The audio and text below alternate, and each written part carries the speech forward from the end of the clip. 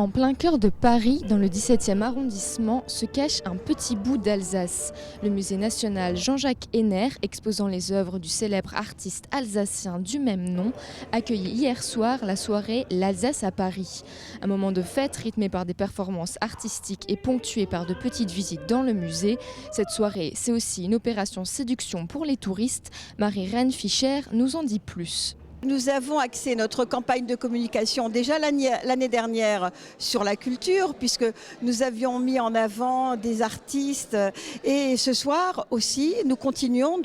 notre campagne de communication, puisque un des visuels de notre campagne représente donc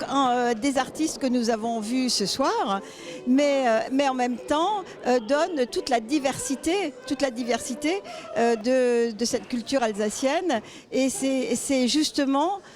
montrer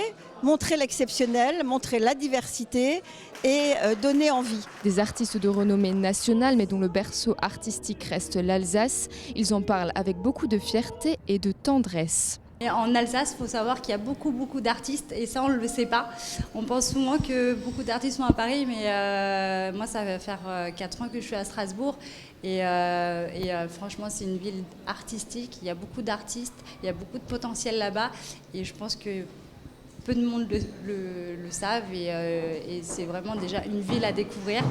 et il y a beaucoup de choses à découvrir là-bas, plein de choses à faire et ce qui est bien c'est qu'on est une petite famille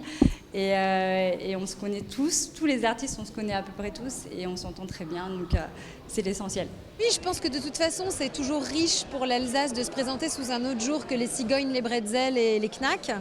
et que les gens se rendent compte que derrière les maisons à colombage et derrière cette image un peu d'Épinal du petit village alsacien, il y a des gens, des artistes, des gens qui font des choses très contemporaines, des artistes de grands talents comme les gens de l'Opéra du Rhin qui ont un vrai savoir-faire et qui n'ont absolument pas à envier quoi que ce soit à des artistes de Bastille ou de Garnier parce qu'ils font le même métier tout simplement avec le même talent, la même pugnacité et la même exigence. Une soirée réussie qui a montré une fois encore la force créative et artistique de l'Alsace sous le doux regard de l'une de ses célèbres rousses.